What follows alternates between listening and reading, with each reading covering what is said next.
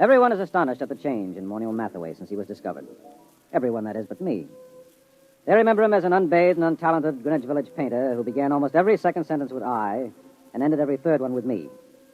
You see, I understand the change in him, because I was there the day he was discovered. We were talking about his discovery that day.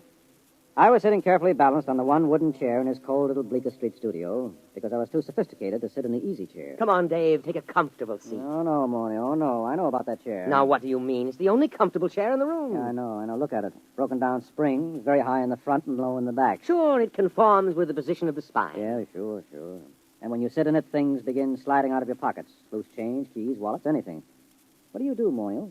Pay the rent on your studio with that easy chair? Well, as a matter of fact, it is rather profitable. Mm. And that's why I'll sit on the wooden chair, if you don't mind. Oh, now, don't be bourgeois. Well, I notice you always sit on the bed. That's because I'm a good host. I see. Well, how's the painting going? Oh, great, fabulous. You sell any paintings? No. You know, Dave, I can't wait for the day when some dealer, some critic with an ounce of brains sees my work. I can't miss, Dave. I know I can't miss. I'm just too good. Sometimes I get frightened at how good I am. Why, it's almost too much talent for one man. Well, there's always... Not that it's too much talent for me. I'm big enough to carry it, fortunately. I'm large enough of soul. Oh, good. I'm glad to hear it. Now, if you don't mind... You know what I was thinking about this morning? No, but to tell you the truth, I was thinking about Picasso, Dave. Picasso and Rouault. I'd just gone for a walk through the pushcart area to have my breakfast. You know, the old hand's quicker than the eye. Yes, I know. I've seen you do it. You're the only man I know who can ask directions to Houston Street and fill his pockets full of bananas at the same time. Oh, well, society owes the artist something. Mm-hmm. Anyway, I started to think about the art of modern painting. I think about that a lot, Dave. It troubles me. You do, huh? Well, I was thinking, who is really doing important work in painting today? Who is really an unquestionable great? I could think of only 3 names. Picasso, Rouault, and me. Well, naturally. Just 3 names, no more. Oh, it made me feel very lonely, Dave. Yeah, well, I can see that. But and then I asked myself, why is this so? Has absolute genius always been so rare? Why has my impending discovery been delayed so long? Oh, I've thought about it for a long time, Dave. I've thought about it humbly, carefully, because it's an important question, and this is the answer I came up with.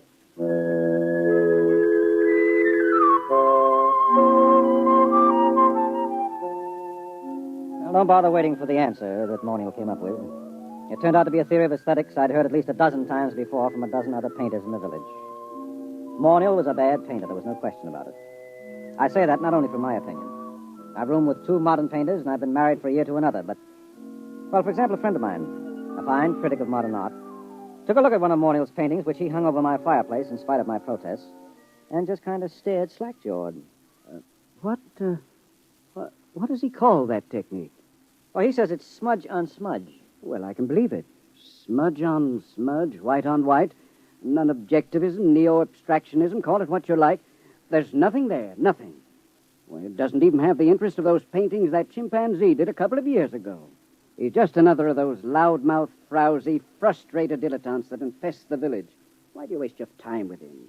Well, for one thing, he lives right around the corner, and he's kind of colorful in his own sick way.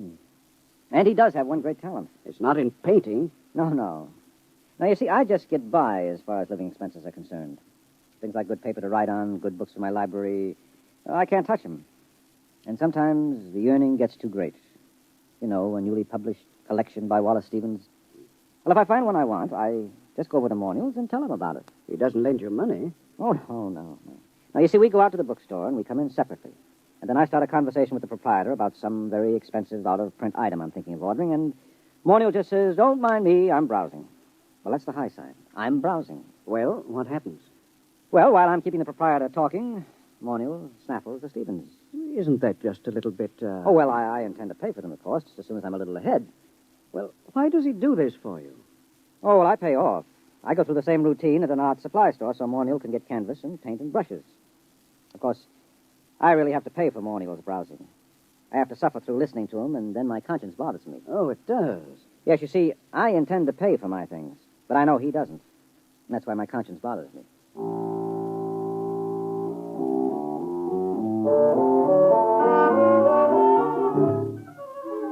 Well, here he was the day he was discovered, sitting in his room, and Morniel was running on about his own genius. No, I can't be as unique as I feel. Other people must be born with the potential of such great talent, but it's destroyed in them before they can reach artistic maturity. Why? How? Well, let's examine the role that society plays in all of this. What's that? You got a hi-fi set? Nonsense. That's a crass materialistic concept Oh, that I wait a minute. should... Something is happening. Hey, when did you put the purple lights in? Purple. Oh, what's that? Look, it's shimmering. It's coming right through the wall. It looks like a box. We can't both be having an artistic vision. You're not the type. No, I'm not, and I'm not drunk either. Look out, something's going to happen. Morniel Mathaway? Who are you? Where'd you come from? You are Morniel Mathaway? Yes. My name is Glescu. I bring you greetings from 2487 AD. Oh, 2487. A.D.? I realize this is a difficult phenomenon for you to grasp entirely, but here I am. We will now indulge in the 20th century custom of shaking hands. Mr. Morniel Mathaway? Oh, well, sure. Shake. Yeah. And you, sir? Yeah, sure. I don't mind. Shake. What a moment. What a supreme moment. Oh, what do you mean, what a moment? What's so special about it? Are you the inventor of time travel? Me, an inventor? No. Time travel was invented by Antoinette Ingeborg in, well, that was after your time. It's hardly worth going into at the moment, especially since I only have half an hour. Why half an hour? The skin drum can only be maintained that long. The skin drum is, well, call it the transmitting device that enables me to appear in your period. There is such an enormous expenditure of power required that a trip into the past is made only every 50 years. The privilege is awarded as a sort of go-bell. I believe I have the word right. It is go-bell, isn't it? The award made in your time? Well, you wouldn't mean Nobel by any chance, a Nobel Prize? That's it, the Nobel Prize. A trip is awarded to outstanding scholars as a kind of Nobel Prize. Once every 50 years, the man selected by the Gardemax is the most preeminent, that sort of thing, you know. Up to now, of course, it's always gone to historians, or they frittered it away on the siege of Troy and the first atom bomb explosion at Los Alamos, or the discovery of America, things like that. But this year... Yes? Well, what kind of scholar are you? I am an art scholar. My specialty is art history, and my special field in art history is... What? You, Mr. Mathaway. In my own period, I may say without much contradiction, I am the greatest living authority on the life and works of Morniel Mathaway. My special field is you. Dave, did you hear that? Dave! I heard. You mean that I'm famous? That famous? Famous. You, my dear sir, are beyond fame. You are one of the immortals the human race has produced. That famous? That famous. Who is the man with whom modern painting in its full glory is said to have definitely begun? Who is the man whose designs and color have dominated architecture for the past 5 centuries? Who is responsible for the arrangement of our cities, the shape of our artifacts, the texture of our clothing? Me. You. No other man in the history of art has exerted such a massive influence over design. To whom can I compare you, sir? To what other artist in history can I possibly compare you? Rembrandt? Da Vinci? Rembrandt and Da Vinci in the same breath as you. That's ridiculous. They lacked your universality, your taste for the cosmic. Wow. Mr. Glescu, excuse me. Do you happen to know of a poet named David Danziger? Did much of his work survive? Is that you? Yes, that's me. Dave Danziger? Well, no, I don't think so. The only poet I can remember for this time and this part of the world is Peter Tebb. Tebb? Never heard of him. Then this must have been before he was discovered. But you see, I am an art scholar. Well, you see, checking my chronometer, I see my time is getting short. But it is an overwhelming delight for me to be standing in your studio, Mr. Mathaway, and looking at you at last in the flesh. I wonder if you would mind obliging me with a small favor. Oh, sure. You name it. Nothing's too good for you. What do you want? I wonder, I'm sure you don't mind, could you possibly let me look at your painting? The one that you're working on at this very moment. Well, sure. I have one right over here. Just, I'll pull the easel around.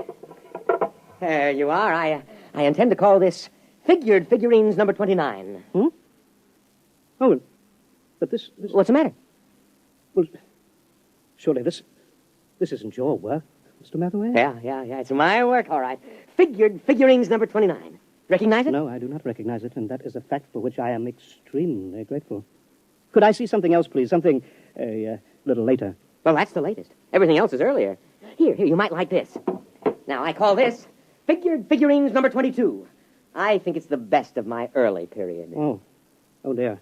You know, well, this looks like smears of paint on top of other smears of paint. Right. Only I call it smudge on smudge. But you probably know all about that, being such an authority on me. And now, here we have Figured Figurines number 12. Do you mind leaving these figurines, Mr. Mathaway?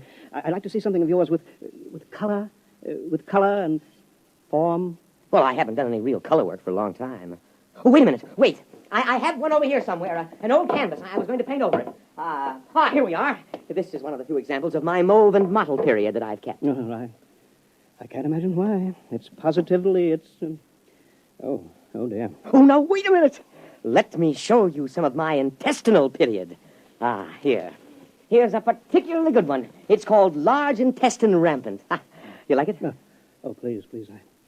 I think I'd like to sit down. Well, take the comfortable chair. And here's another one called small intestine incisive.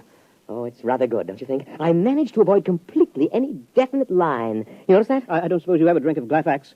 Oh, no, of course you don't. It hasn't been invented yet. Oh, now here's one that's bound to be great. It's one of my earlier smudge on smudges. It's called fly ash. I painted it by coating the canvas with slow-setting glue and leaving it out on the window for about 2.5 hours. Notice the delicate deposit of soot. Oh, please. Please, Miss Mathaway, please. Oh, I've got lots more. I don't understand this. All these canvases, this is obviously before you discover yourself and your true technique. But I'm looking for a sign, a hint to the genius that is to come, and I find... Well, how about this one? Here. Oh, please. Oh, take that away. Oh, dear. Oh, dear, no. Oh, look, I'll have to leave soon. I don't understand this at all. Let me show you something here, gentlemen. Here, a pocket edition of the source book. The complete paintings of Morniel Mathaway, 1928-1996. Were you born in 1928? Yep. May 23rd, 1928. Here, look at the first painting. Well, that's beautiful. I mean, the color, that's incredible. Oh, well, that stuff. Well, why didn't you tell me you wanted that kind of stuff? You mean you have paintings like this, too? No, not paintings. One painting. Oh, I did it last week as a sort of an experiment, but I wasn't satisfied with the way it turned out, so I gave it to the girl downstairs. Would you like to look at it? Oh, yes. Very much. Well, here, I'll just toss your book on the bed. Come on, it won't take a minute or two.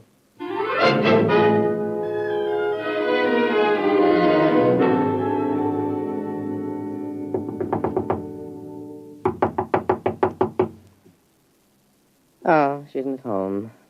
I thought she'd be home now. Oh, I did so want you to see that painting. I want to see it. I want to see anything that looks like your mature work. But time is getting short. The chronometer... I'll tell you what. Anita here has a couple of cats that she asked me to feed when she's away for a while. So she's given me the key to her apartment. Suppose I, browse upstairs and get it. But she... Suppose I browse through my room and get it. Get it? Oh, yeah. You go ahead and browse, sure. Fine, but please hurry. Oh, sure, I'll hurry. I won't take long browsing.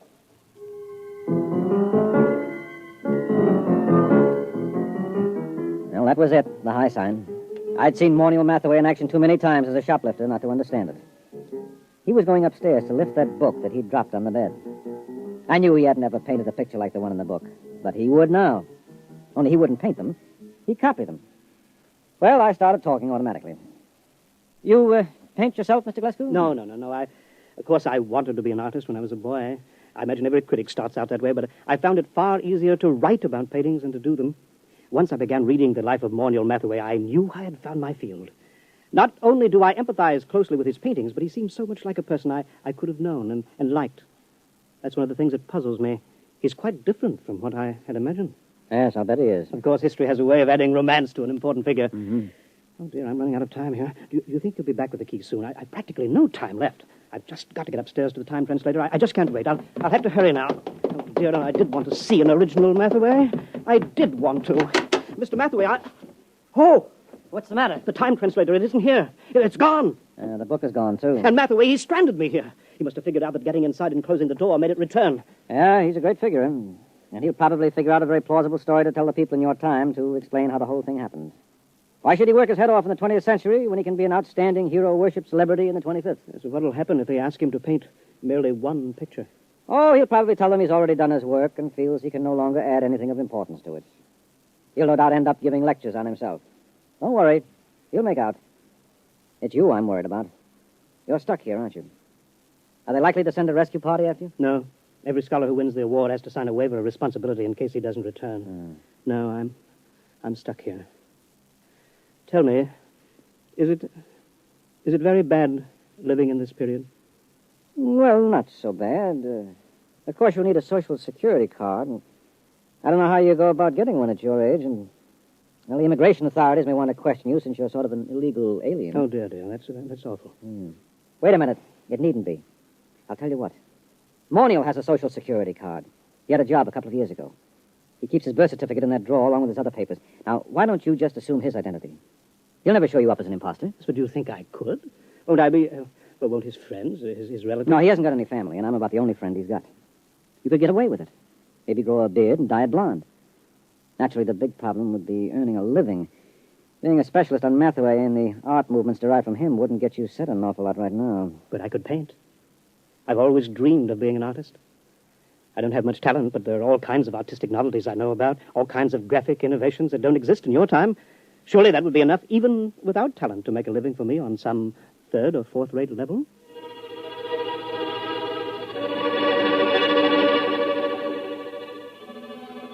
Yeah, it certainly was. But not on the third or fourth-rate level. Mr. Glasgow, that is Morniel Mathaway, is the finest painter alive today and the unhappiest. After his last wildly successful exhibition, I remember he said to me, What's the matter with all these people praising me like that? I don't have an ounce of real talent in me. All my work is completely derivative.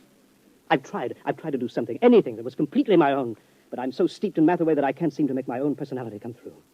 And those idiotic critics go on raving about me, and the work isn't even my own. Well, then whose is it? Mathaway's, of course. We thought there couldn't be a time paradox. I wish you could read all the scientific papers on the subject. They fill whole libraries because it isn't possible, the time specialists argue, for a painting to be copied from a future reproduction and so have no original artist. But that's what I'm doing. I'm copying from that book by memory. Look, Glasgow, that is Mathaway. Don't knock yourself out. But it's dishonest. No, it isn't. You're deliberately trying not to copy those paintings. You're working so hard at it that you refuse to think about that book or even discuss it. As a matter of fact, when I tried to get you to talk about it a little while ago, you couldn't actually remember it. That's true. That's true. You're the real Morniel Mathaway, and there's no paradox. You're actually painting those pictures. You're not copying them from memory. I know in my heart that they're not mine. All right, I'll forget it. Anyway, you're a much nicer guy than Mathaway ever was. And besides, a buck is a buck.